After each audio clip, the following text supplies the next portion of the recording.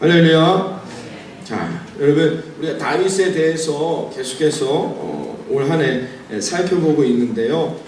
다윗은 특별히 하나님의 사랑을 많이 받은 사람이라는 것을 이제 우리가 이제 어느 정도는 이해하게 될 것입니다. 어느 정도냐면 우리가 다윗을 볼 때에 정말 이 정도는 아닌데 라고 생각할 만큼 정말 하나님이 너무 불공평하게 다윗만 너무 사랑하시는 것 아닌가라는 생각이 들 만큼 다윗은 그렇게 하나님의 복을 받은 사람인 것이죠. 그러면 이제 우리가 깨달아야 할 것은 우리도 다윗과 같이 그런 하나님의 아름답고 놀라운 복을 받는 인생이 되어야 하겠죠. 그래서 우리가 계속해서 다윗을 통해 도대체 다윗이 어떤 사람이었기에 하나님이 이토록 다윗을 축복하시고 하나님의 사랑을 다윗이 받았는가를 살펴보기 위해서 우리가 올해부터 이제 다윗을 살펴봤는데, 우리 지난주에 살펴본 것처럼 드디어 이제 다윗이 왕이 되었습니다. 왕이 되어서 이제 이번 주부터 하반기 다윗의 후반기의 생을 우리가 쭉 살펴볼 텐데요. 이 다윗의 삶을 통하여서 저와 여러분들에게 하나님의 뜨거운 사랑, 나에게 유독 주시는 남다른 그 놀라운 은혜와 복으로 이 하반기도 승리하는 우리 모든 성도님들의 삶이 되기를 바라겠습니다. 여러분, 다윗이 하나님의 이 남다른 사랑을 받았던 가장 결정적인 이유가 뭘까요? 유독 하나님이, 다윗도 실수를 많이 했거든요. 그럼에도 불구하고 하나님이 유독 다윗을 이렇게 더 큰 복을 주셨던 이유는 어디에 있을까요? 그것은 다윗이 하나님을 향한 이 뜨거운 사랑 때문이었다는 것이죠. 그래서 다윗은 하나님을 사랑하는데요, 하나님과의 관계를 어느 정도까지 이끌었느냐면 마치 결혼을 앞두고 사랑하는 여인과 연애하듯이 하나님을 그렇게 사랑했다는 것이에요. 사랑합니다 그냥 입술로만 얘기하는 정도가 아니라 다윗은 무슨 처음 이제 연애하듯이 그런 아주 그런 깊은 하나님과의 사랑의 관계를 다윗은 가지고 있었다는 것이죠. 오늘 본문에서도 그런 다윗의 뜨거운 마음이 그대로 드러납니다. 다윗이 여러분 그 숱한 어려움 7년 6개월 이제 왕이 될 줄, 사울이 죽은 다음에 바로 왕이 될 줄 알았음에도 안 됐어요. 그리고 또 7년 6개월이라는 시간을 인내해야 했습니다. 그리고 왕이 됐어요. 자, 여러분이 만약에 다윗이라면 이렇게 왕이 된 다음에 먼저 뭘 하시겠습니까? 그때는 미디어가 발달해 있지 않으니까 다 이스라엘 땅 전 방방곳곳에 보냈겠죠. 다윗이 왕이 됐습니다. 이런 내용의 그런 글들을 보내지 않으셨겠어요? 여러분이 만약에 다윗이었다면 왕이 됐습니다. 내가 그럼 뭘 하시겠습니까? 아니요, 목사님, 저는 일단 그동안 못 먹어봤던 왕이 되면 먹을 수 있는 음식을 먹겠습니다. 여러분은 뭘 하셨겠어요? 여러분, 이게 바로 다윗이 놀라운 하나님의 복을 누릴 수밖에 없었던 이유입니다. 다윗은 뭘 했죠? 오늘 본문에 나와 있어요. 무엇을 했습니까? 하나님의 법궤를 가져왔어요. 하나님의 말씀을 가져왔다는 거예요. 뭘 의미합니까? 내가 지금 왕이 된 이 계획, 내가 지금 왕이 된 이 모든 이유는 너희들 때문, 백성들 때문이 아니라 누구 때문이라는 걸 지금 공표하고 있는 거예요? 하나님 때문이라는 거예요. 그럼 법궤를 가져오는 이 작업을 다윗이 왕이 되자마자 제일 먼저 행했다는 것입니다. 여러분, 이 법궤에 대한 얘기, 우리 금요기도에 나오신 분들은 좀 저와 함께 살펴봤기 때문에 좀 어느 정도 이해가 되셨을 텐데요. 법궤는 뭘 의미합니까? 하나님이 그곳에 계시다라는 상징성을 가진 내용물이죠. 그래서 법궤 안에는 그 언약의 돌판, 그 다음에 뭐예요? 만나를 담은 항아리, 그 다음에 아론의 지팡이가 들어있다고 합니다.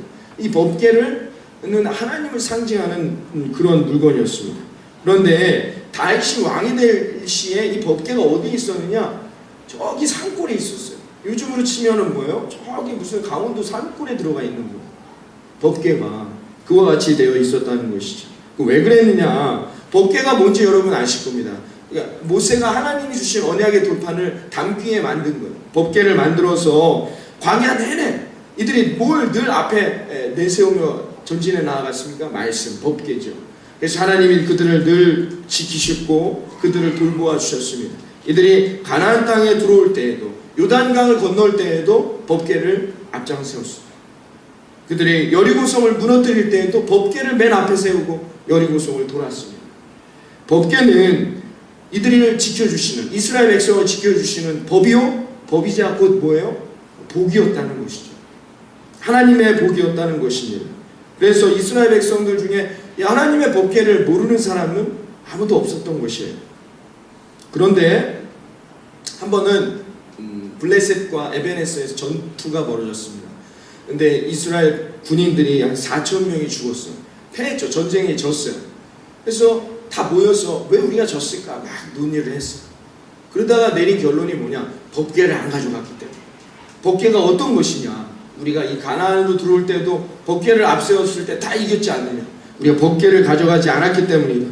해가지고는 법궤를 가져왔어요. 뭐 예배드리고 하나님 앞에 그런 것도 아니에요. 그냥 법궤만 앞에 내세우면 우리가 이길 수 있다. 그냥 법궤를 자신들의 이 만족을 채우는 도구로만 사용했죠. 그래서 나갔는데 어떻게 됐습니까? 우리 이제 같이 살펴봤지만 또 졌습니다. 졌는데 몇 명이 죽었느냐? 처음 블레셋과의 전투에서 1차 전쟁에서 4천 명이었어요. 근데 법궤를 앞세워 나갔는데 몇 명이 죽었어요? 3만 명이 죽었어요. 그들만 죽은 게 아니라 홈리와 비나스, 엘리의 제사장의 아들들도 죽고 법궤도 빼앗기고 그 소식을 들은 엘리도 죽고 난리가 났어요. 이스라엘이 엄청난 그런 하나님의 심판을 받게 된 것이죠. 그래서 이 법궤가 어떻게 됐느냐? 블레셋으로 갖고 가죠. 그런데 블레셋에 도착한 법궤에서 하나님이 블레셋을 심판하셨어요. 재앙을 내리셨죠. 그래서 하나님께서 이 법궤를 다시 이스라엘로 돌려보냈습니다. 그래서 베스메스 사람들이 이 법궤를 받아왔어요. 법궤를 받아왔는데 뭐가 들었을까? 궁금하잖아요, 여러분. 너무 궁금한 나머지 이 법궤를 열었다가 5만 7천 명이 죽게 됐습니다. 그러니까 이제 이스라엘의 소문이 안 좋게 났어요. 야, 법궤를 잘못 건드렸다면 다 죽는구나. 그러니까 법궤가 어떻게 됩니까? 성으로 들어오는 게 아니라 이게 잘 알지도 못하는 산 속에 버려지게 된 것이죠. 그래서 아비나답의 집에 방치된 지로 20년이 지금 흘러온 거예요. 사울이 왕이 됐을 때에도 그가 하나님 앞에 친밀한 하나님의 복을 누린 자가 아니었기 때문에 사울도 신경 쓰지 않았어요. 괜히 그거 옮긴다고 했을 때 많이 반대할 거 아닙니까? 왜? 괜히 그거 잘못 만졌다가 우리 죽으면 어떡합니까? 막 이렇게 반대할 것 같기도 하고 어찌됐건 어떤 이유에서든 사울도 신경 쓰지 않았습니다. 그런데 그런 법궤, 이런 법궤를 다윗은 지금 자기가 왕이 된 이 시점에 제일 먼저 한 일이 뭐냐? 이 법궤를 하나님의 다윗의 손으로 가져오는 일이었다는 것입니다. 여러분, 이게 바로 다윗이 복을 누린 놀라운 축복입니다. 다윗의 마음은 달랐어요. 일반 사람들과 하나님을 믿는다라고 그 자리에 있었던 사람들과 다윗의 마음은 그 누구보다도 달랐던 것을 알 수 있습니다. 여러분, 법궤가 들어올 때 얼마나 기뻤던지 그 백성들이며 신하들이 왕인데 채통을 지켜야 되는데 법궤가 들어올 때 춤을 추다가 바지가 벗겨지는 그런 일을 경험하게 됐어요. 그러나 다윗은 개의치 않았습니다. 왜 그랬을까요? 왜 그랬을까요? 다윗은 정말로 하나님을 사랑하는 사람이었기 때문에. 하나님이 나와 함께 하시기만 한다면 사람들이 나를 어떻게 평가하고 나를 어떻게 바라보는 것은 중요하지 않았어요. 그 장면을 본 그 왕비, 다윗의 왕비, 사울의 딸 미갈이 뭐라 합니까? 이게 아니 지금 왕으로서 이게 뭐하는 짓입니까? 이게 지금 이렇게 추태를 부려야 합니까? 뭐 이렇게 얘기했어요. 그래서 다윗의 행동에 대해서 비판했습니다. 여러분, 누가 저주받았습니까? 하나님은 왜 그렇게 하셨을까요? 성경은 우리에게 뭘 말하고자 하는 걸까요? 왜 미갈이 하나님의 저주를 받게 됐을까요? 왜 그랬을까요? 그녀는 하나님과의 관계보다 사람들이 어떻게 바라보는지가 더 중요했던 사람이에요. 여러분, 하나님 앞에 은혜를 누리며 하나님의 복을 누리는 그런 아름다운 저 여러분 되기를 바랍니다. 하나님의 심판을 벗어버려야 된다는 거죠. 어떻게 해야? 다윗과 같이 하나님을 사랑하며 날마다 하나님 안에 거하며 기뻐하는 인생이 되어야 돼요.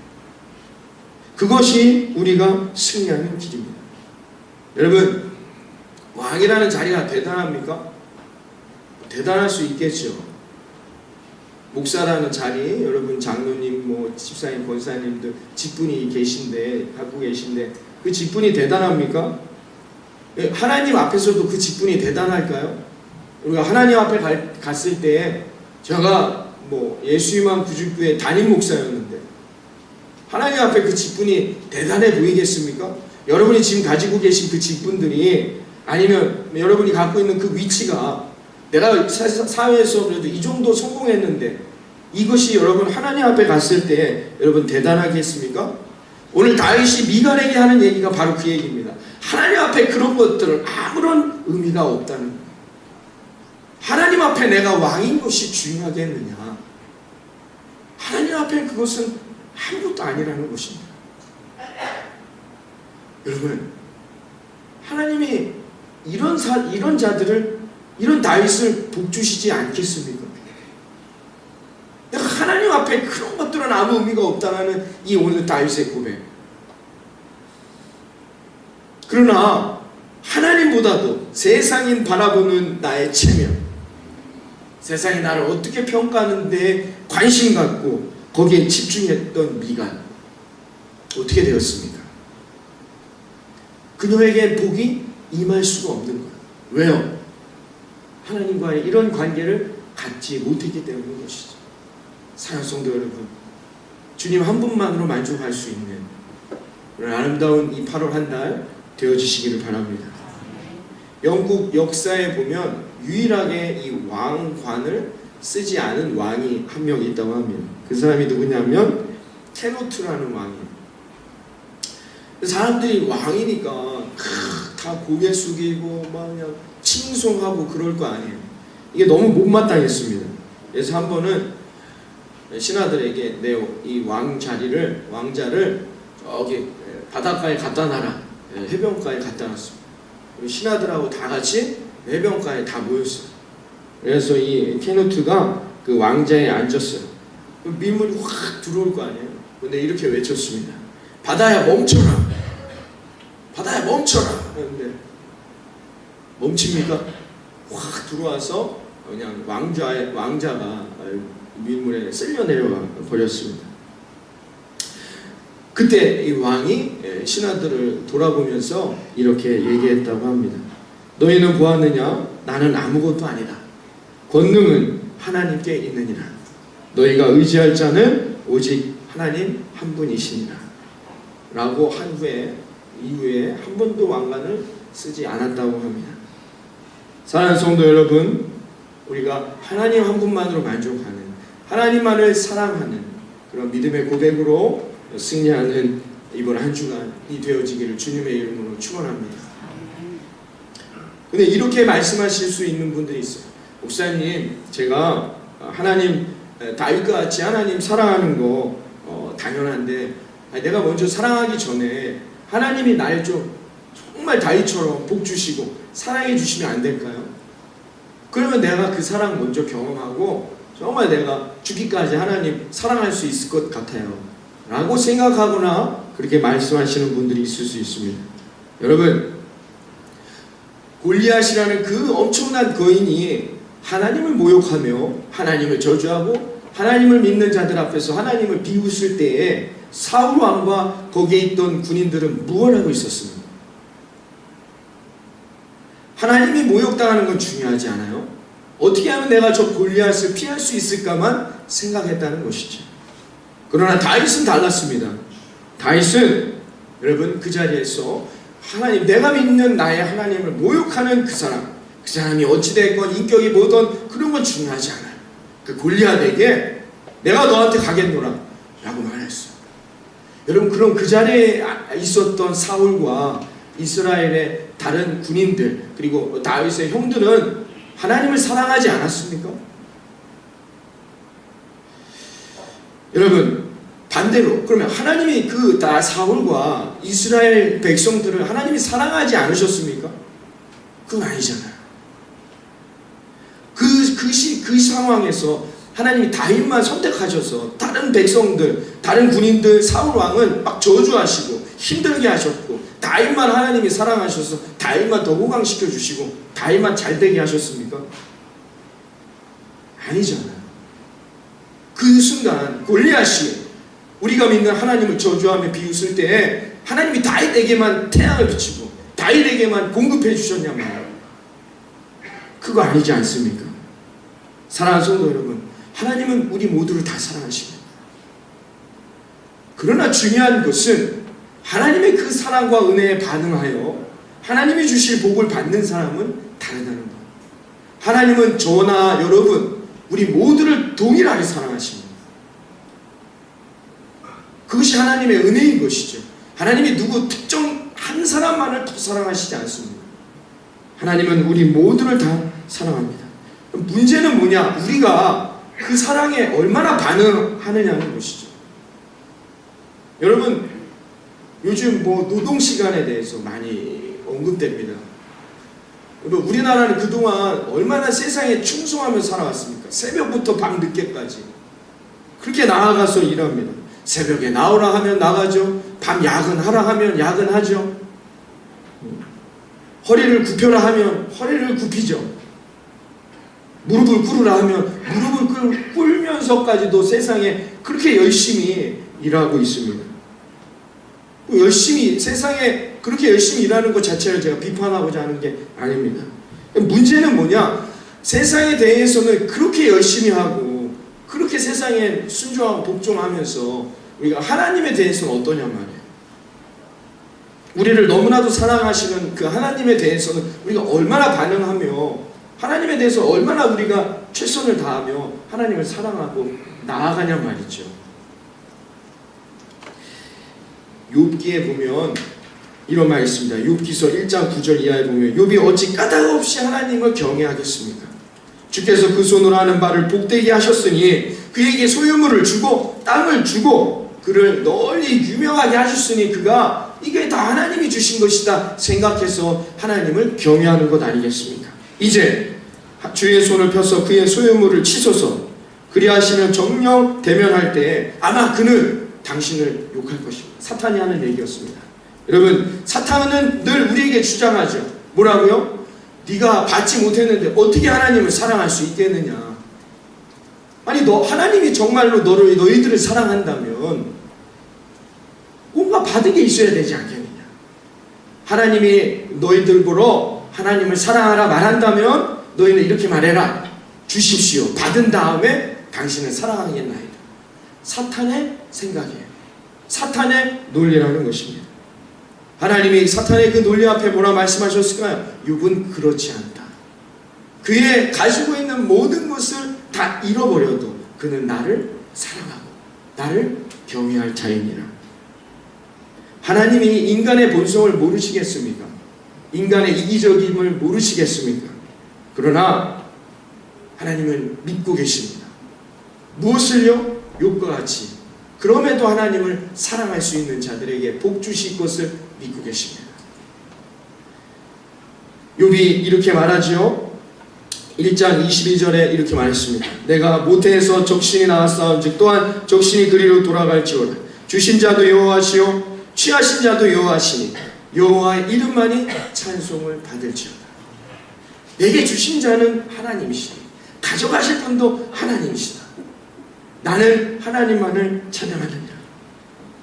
하나님이 이런 욥에게 복을 주시지 않을 수가 없습니다. 이 고백이 하나님께서 욥을 더 지금보다도 큰 복을 주신 이유였다는 것입니다. 다윗은 이렇게 고백했습니다. 시편 23편 1절에 여호와는 나의 목자시니 나에게 부족함이 없으리로다. 이 고백이 하나님께서 다윗을 복주시는 아름다운 이유가 되었음을 여러분 명심하시기를 바랍니다. 여러분, 다윗은 자신을 위한 소원을 갖지 않았어요. 자신을 위한 만족과 유익을 갖지 않았습니다. 왜요? 하나님을 바라보는 자였기 때문이죠. 하나님만을 온전히 신뢰했기 때문에 그는 세상을 의지하지 않았고 세상을 사랑하지 않았던 것입니다. 오히려 다윗은 어떻게 하면 내가 하나님을 기쁘게 하여서 더 큰 복을 받을 것인가를 생각한 사람이었습니다. 그래서 하나님은 다윗에게 나라를 맡기시고 하나님은 다윗에게 복을 주셨던 것입니다. 여러분, 자식들이 부모를 향하여 돈이 부족합니다, 나 이것 좀 해주세요, 저거 해주세요. 여러분, 그렇게 불평하고 불만하는 자 성공할 수 있을까요? 필패입니다. 이런 자들은 성공할 수가 없습니다. 여러분, 성공한 사람들 대부분을 보십시오. 어렵고 힘들어도 어떻게 대응합니까? 내가 열심히 일해서 내 가문을 일으키리라, 내가 열심히 일해서 내 가족의 기쁨을 나눠주리라. 여러분, 이런 생각을 갖고 있는 사람들이 대부분 성공했다는 것입니다. 교회도 마찬가지입니다. 어떤 교회가 부흥하느냐, 어떤 교회가 하나님의 복을 누리며 성장하느냐, 우리 교회는 이게 부족합니다, 우리 교회는 이게 이래서 안 됩니다, 우리 교회는 저래서 안 됩니다, 못합니다, 도와주세요. 이런 교회는 절대로 성장할 수 없습니다. 그러나 어떻게 해서든지 이 상황에서 내게 주어진 일에 최선을 다하여 하나님이 허락하신 이 교회 위에 하나님의 복이 함께하기를 소망하며 기도하며 나아간다면 여러분, 그런 교회는 반드시 부흥하게 되는 것이죠. 그러므로 여러분, 이제 우리가 깨달아야 합니다. 언제까지 사랑을 받으려고만 합니까? 여러분, 이제는 우리가 사랑을 받는 자가 되어서는 안 됩니다. 이제 우리가 사랑을 할 줄 아는 그런 저와 여러분이 되기를 바랍니다. 하나님의 능력으로 여러분, 한번 하나님이 주시는 그 복으로 내 팔자 한번 고쳐보자, 나 한번 잘 살아보자. 여러분, 이런 마음 버리시고, 이런 마음 갖지 마시고, 도대체 나는 하나님을 위해 뭘 해야 하는가, 내가 어떻게 살아가는 것이 하나님이 내 안에서 기뻐하시는 일일까, 여러분, 이걸 고민하며 이것을 염려하며 살아갈 수 있는 인생이 되자 말이죠. 그 사람은 반드시 어떻게 해요? 성공하게 될 것이라 믿습니다. 사울은 패망했지만 다윗은 어떻게 해요? 점점 더 왕성해졌다는 것입니다. 왜요? 하나님을 향한 그 마음이 달랐기 때문인 것입니다. 다윗은 왕보다도 하나님을 더 사랑했습니다. 그러나 사울은 하나님보다도 왕위를 더 사랑했다는 것이죠. 그것이 바로 이 둘의 극명한 인생의 갈림길이 되었던 것을 우리는 알 수 있습니다. 여러분, 사울이 그렇게 나쁜 행동을 하면서 삶을 산 사람이 아니에요. 왕으로서 제가 지난번에도 말씀드렸듯이 사울은 될 수 있는 한 왕으로서 남들에게 부족함이 없게 실수하지 않도록 최선을 다했습니다. 여러분, 블레셋과의 전쟁에서도 어떻게 해요? 뒤에 숨지 않았어요. 사울은 어떻게 해요? 자기가 앞에 나아가서 블레셋과 전투를 벌인 사람입니다. 용감했고 나라를 위해, 백성을 위해 최선을 다했습니다. 전쟁에서 이겨서 좋은 송아지들, 좋은 재물들을 가져와서 하나님 앞에 예배 드리려고 했단 말이에요. 가지고 와서 하나님 앞에 아멜렉 전투에서 이긴 다음에 예배를 드립니다. 그러나 하나님이 그 예배를 받지 않으셨어요. 다윗은 어떤 사람이었어요? 배고파가지고 제단 위에 올려놓은 음식을 몰래 먹은 사람입니다. 제단 위에 하나님 앞에 드리겠다고 올려놓은 진설병을 먹었던 자예요. 그러나 하나님이 다윗을 심판하거나 저주하지 않으셨어요. 여러분, 사울은 그렇게 다윗을 죽이려고 했어요. 그래서 왕권을 안정시킬 수만 있다면 그 일을 감당하겠다는 것. 결국 자기가 죽었습니다. 다윗은 사울을 죽일 수 있는 순간들이 여러 번 있었음에도 그렇게 하지 않고 도망만 다녔습니다. 그런데 결국 왕이 됐단 말입니다. 여러분, 이 차이가 어디에서 나온 겁니까? 바로 하나님의 복 때문인 것이죠. 여러분, 하나님의 복은 이렇게 다른 것입니다. 세상이 주는 복은 우리를 망하게 합니다. 그러나 하나님이 주시는 복은 마침내 우리를 승리하게 하고 천국의 열매를 얻게 할 것을 믿습니다. 그럼 여러분, 우리가 받아도 하나님의 복을 받아야 한다는 것입니다. 그 하나님의 복의 문을, 그 하늘의 문을 여는 열쇠가 누구에게 있다고요? 하나님이 가지고 계셔요. 금요기도 때 한번 얘기 드렸지만, 우리는 그래서 어떻게 해요? 오늘도 최선을 다하여 하나님 앞에 인정받도록 노력하면서 살아요. 하나님이 하늘의 문을 여실 때 우리에게 그 복이 내려오게 되는 것이죠.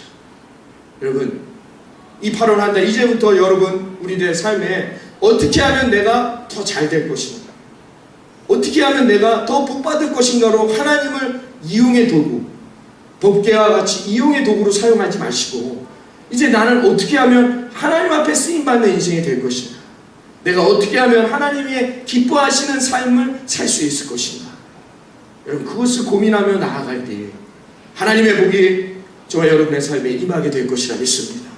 하나님이 그 사람을 사용하시며 그 사람을 통하여 살아계신 하나님을 증거하게 해주실 것이라 믿습니다. 하나님의 복이 어떤 복일지 여러분 가늠할 수 없습니다. 능치 못함을 없는 그 하나님이 우리 모든 것을 가능케 해주시는 것이죠.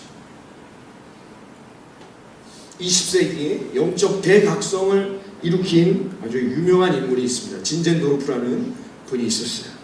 이분이 어느 날 화랑에 가서 십자가에서 피 흘리시는 예수님의 그림을 보게 됐습니다. 그 그림 밑에 이런 말이 쓰여 있었어요. 에케 호모, 이 사람을 보아라. 예수님을 보라는 거죠. 난 너를 위해 이 모든 것을 주었건만 넌 나를 위해 무엇을 하고 있느냐? 라는 글이었습니다. 진젠도르프는 그 그림 앞에서 한참 동안을 떠날 수가 없었습니다. 그러면서 그는 이렇게 고백했습니다. 나는 오랫동안 그분을 사랑한다고 고백했지만 그분을 위하여 한 일은 아무것도 없음을 그날 깨닫게 되었다. 그리고 대답했습니다. 네 주님, 내가 당신을 위해 살겠습니다.